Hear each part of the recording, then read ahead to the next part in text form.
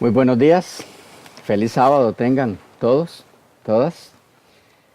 En esta ocasión iniciamos el estudio de un tema que estoy seguro va a ser de mucho provecho para todos y lleva por título La pluralidad de personas en Dios. La pluralidad de personas en Dios. Hemos orado. Así que iniciemos entonces de lleno nuestro estudio. En primer lugar, quisiéramos dejar bien claro el sentido de la frase la pluralidad de personas en Dios. Primero, lo que no se quiere expresar con esa frase. ¿Okay? Es muy importante que captemos primero lo que no se quiere expresar con esa frase y luego veremos lo que sí se desea expresar en este estudio con esa frase. La pluralidad de personas en Dios. Lo que no se quiere expresar. Número uno, que hay tres dioses en la deidad. ¿Okay? Eso es politeísmo, es paganismo. Número dos, no se quiere expresar con esta frase la pluralidad de personas en Dios, que el Padre, el Hijo y el Espíritu Santo sean tres formas de manifestarse de la misma persona, o lo que se conoce como el unitarismo, representado en las iglesias Pentecostal Unida, Apostólica de la Fe en Cristo Jesús, La Luz del Mundo y otras evangélicas. No se quiere decir eso con la pluralidad de personas en Dios. Es decir, que es una sola persona y que se manifestó en tiempo atrás como Padre, luego como Hijo y luego como Espíritu Santo, pero que es la misma persona. No es eso lo que queremos expresar con la frase la pluralidad de personas en Dios. Y en tercer lugar, tampoco quiere expresarse con esta frase que son tres, uno como la fuente, el Padre, otro engendrado eternamente por el primero, por el Padre, el Hijo, y un tercero procedente de la unión y el amor recíproco entre los dos primeros, el Padre y el Hijo, que sería el Espíritu Santo. Ese es el concepto católico romano, más conocido como la Trinidad. El engendramiento de Cristo y su procedencia del Padre no tiene nada que ver con un origen para su existencia, ni siquiera a través de un engendramiento eterno.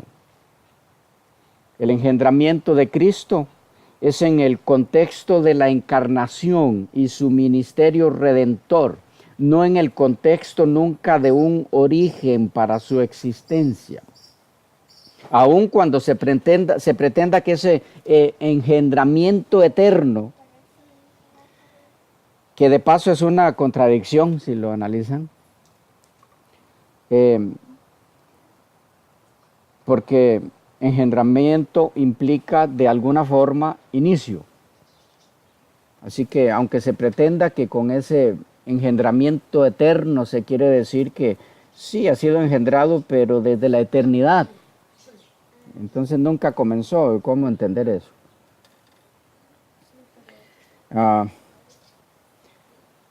Es que nunca ha habido un caso una ocasión en la que el Hijo de Dios no haya sido. Porque en Él, en el Hijo de Dios, hay vida original, que no depende ni deriva de ninguna otra. Él es vida en sí mismo por su propia naturaleza divina. Es el autor de la vida. Nunca recibió vida para venir a la existencia, excepto en el contexto de su naturaleza humana o la encarnación. Es por eso que no es bíblico el concepto católico romano de la Trinidad, donde tanto el Hijo como el Espíritu tienen origen, de alguna forma.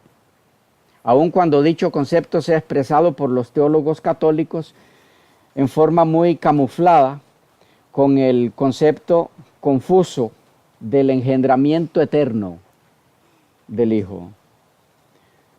El engendramiento del Hijo es eterno únicamente en el contexto de que el plan de la salvación es un plan desde la eternidad. Y en el plan de la salvación el Hijo sería engendrado. ¿Ok?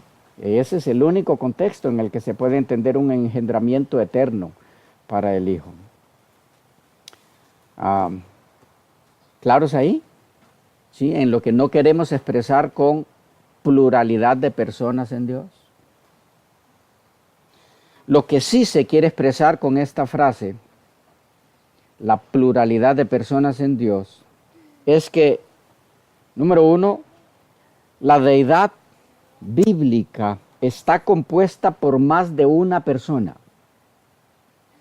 La deidad bíblica está compuesta por más de una persona. El Dios del que habla la Biblia lo componen más de una persona. Dos, que quienes componen esa deidad son tres personas: el Padre, el Hijo y el Espíritu Santo. Noten, no tres dioses, tres personas que forman al único Dios de la Biblia. Y estas tres personas son el Padre, el Hijo y el Espíritu Santo. En tercer lugar, que los tres son eternos. Han sido desde siempre. Ninguno de los tres tuvo inicio. Y cuatro, que todos los atributos divinos les corresponden a los tres. ¿Ok? ¿Claros? Sí, en lo que queremos expresar con la pluralidad de personas en Dios. En relación al término Trinidad, tal vez es bueno que podamos decir que en este estudio no lo desechamos totalmente. Hay un sentido en el que consideramos en cierta forma aceptable el término Trinidad, es en el sentido de que en Dios hay tres personas. Digo en cierto sentido porque el término Trinidad siempre implica un trasfondo de tres dioses. Y no es ese el concepto bíblico. ¿Ok? Si se entiende Trinidad en el sentido de tres en la deidad, pues ahí sí no tenemos problemas con ese término. ¿Ok? Pero solo en ese sentido. Aquí nos referiremos al Dios que presenta la Biblia como la deidad. ¿Ok? Si en algún momento se me escapa el término Trinidad, es por la costumbre y los años de tanto escucharlo, pero es importante esta aclaración hecha ahora. Bien, la pluralidad de personas en Dios evidenciada en el Antiguo Testamento. Empecemos con el Antiguo Testamento.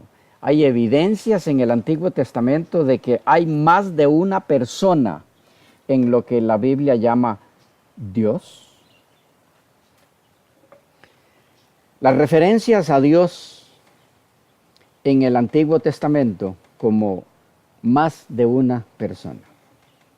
En primer lugar, en el contexto de la creación, las referencias a Dios en plural son una de las más significativas evidencias bíblicas de que en Dios hay más de una persona. O lo que es lo mismo, de que el Dios de la Biblia, el único Dios verdadero, lo componen más de una persona. Algunos textos que demuestran esto, entre otros, Génesis 1:26. Génesis 1:26 dice: entonces dijo Dios, hagamos al hombre a nuestra imagen, conforme a nuestra semejanza. Notemos aquí los términos plurales: hagamos, nuestra, y nuestra otra vez, al hombre a nuestra imagen conforme a nuestra semejanza. Evidentemente la creación del hombre es obra de más de una persona. Así, por ejemplo, la Biblia señala como fuente o causa originadora o creadora del hombre tanto a la persona del Padre como a la persona del Hijo y a la persona del Espíritu Santo. Algunos textos al respecto. Textos que señalan al Padre como el Creador. Estamos hablando de a quiénes se refiere la Biblia cuando dice hagamos. Cuando dice que dijeron hagamos al hombre. Se refiere a más de uno. Porque uno solo no puede decir hagamos, ¿o sí? Es decir, si va a hacer él solo, no puede decir hagamos. Diría haré, voy a hacer. El argumento de los unitarios, Iglesia Apostólica de la Fe en Cristo Jesús, Iglesia Pentecostal Unida, Iglesia La Luz del Mundo, el argumento de ellos es que esto es simple de entender. Me decía un pastor del apostólico, perteneciente a esa iglesia, no la iglesia apostólica, ¿ok? El original de esa no tenemos gente, no existen. Me decía uno de ellos, usted es pastor y no entiende eso tan sencillo. Dios dijo hagamos, se lo dijo a los ángeles.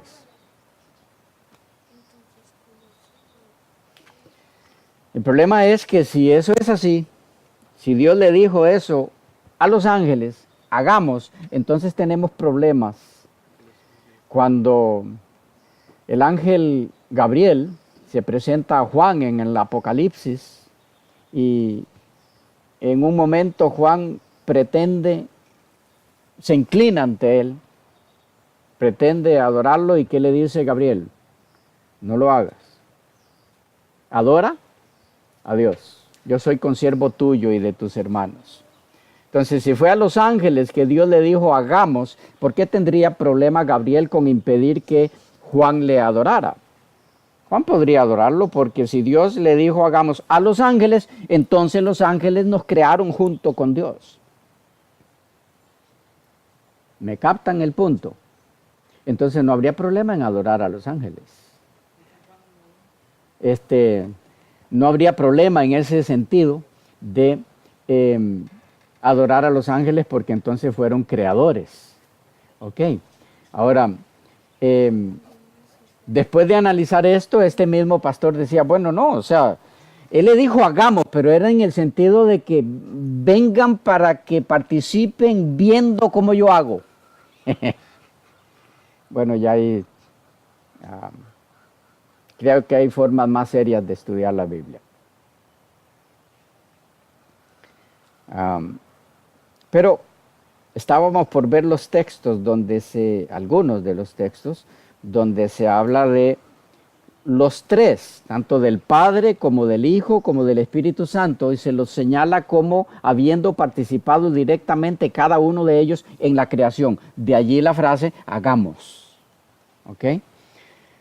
Isaías 42:5, textos que señalan en primer lugar al Padre como creador, al Padre. Isaías 42:5. Así dice Jehová Dios, creador de los cielos. Creador de los cielos. Isaías 43:15. Yo, Jehová, santo vuestro, creador de Israel. Deuteronomio 32:6. Así pagas a Jehová, pueblo loco e ignorante. ¿No es él tu Padre que te creó? ¿Ok? El Padre como creador. Apocalipsis 4:11, uno del Nuevo Testamento. Tú creaste todas las cosas. Ahí la referencia es al Padre. Pero tenemos referencias también al Hijo como el creador. Juan 1:1-3, Nuevo Testamento. En el principio era el Verbo, Y el Verbo era con Dios, y el Verbo era Dios. Este era en el principio con Dios.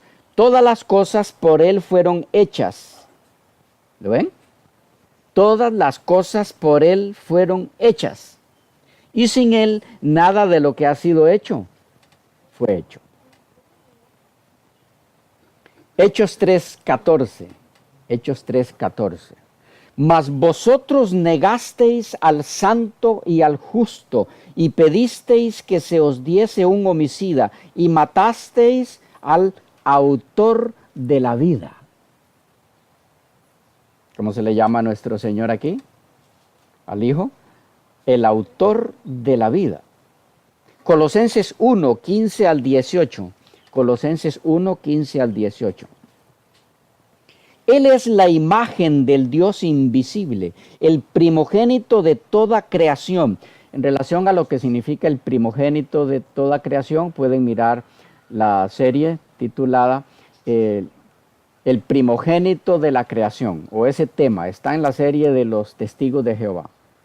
Serie Testigos de Jehová, tema el primogénito de la creación. Dice, Él es la imagen del Dios invisible, el primogénito de toda creación, porque en Él fueron creadas todas las cosas, las que hay en los cielos y las que hay en la tierra, visibles e invisibles, sean tronos, sean dominios, sean principados, sean potestades. Todo fue creado por medio de Él y para Él. Él es antes que todas las cosas, y todas las cosas en Él subsisten. Termina diciendo en el 18, para que en todo tenga la preeminencia. Hay más textos, por supuesto, pero estos son algunos claves. Textos que señalan al Espíritu Santo como creador. Salmo 104:30. Salmo 104:30. Envías tu espíritu, son creados y renuevas la faz de la tierra. Génesis 1:2. Y la tierra estaba desolada y vacía, y las tinieblas estaban sobre la faz del abismo, y el Espíritu de Dios, el Espíritu Santo, el Espíritu de Dios se movía sobre la faz de las aguas. Estaba creando. Job 33:4. El Espíritu de Dios me hizo, y el soplo del Omnipotente me dio vida. Este es uno de los textos más claros en relación al Espíritu de Dios, el Espíritu Santo como creador. Bien, como puede verse en las porciones bíblicas citadas, la obra de la creación fue una obra conjunta, una actividad tanto del Padre como del Hijo y del Espíritu Santo, puesto que desde el principio fue ese el plan divino, que los tres participaran de una u otra forma en la creación. Después de esta brevísima incursión en el texto de Génesis 1:26, respecto a la pluralidad de personas en Dios, evidenciada en los términos plurales hagamos y nuestra, pasemos ahora a escudriñar un poco, por lo menos, otros textos donde la pluralidad de personas en Dios es más que evidente. En el contexto de algunas teofanías. Teofanía viene del griego theos, que es Dios, y phainein, que es aparecer. El término teológico con el cual se designa a cualquier manifestación de Dios que sea temporal y generalmente visible. Eso es una teofanía. Dios dándose a conocer de alguna forma en la que podemos verlo. ¿Ok? Dios apareciendo. En el contexto de algunas teofanías. Bien, en el capítulo 19 de Génesis, donde entre otras cosas se describe la destrucción de Sodoma y Gomorra, hay una muy interesante intervención divina donde aflora con total claridad la pluralidad de personas en Dios. Es más, en este caso, hasta se hace referencia directa a más de un Jehová, en esos términos. Veamos cómo es esto. En el capítulo 18, los versículos 1 y 2, en relación a la visita de los seres celestiales a Abraham, leemos lo siguiente. Después le apareció Jehová en el encinar de Manre, estando él sentado a la puerta de su tienda en el calor del día. Y alzó sus ojos y miró. Y aquí 3 varones, muy importante eso, que lo tengan en mente. 3 varones que estaban junto a él. Y cuando los vio, salió corriendo de la puerta de su tienda a recibirlos y se postró en tierra.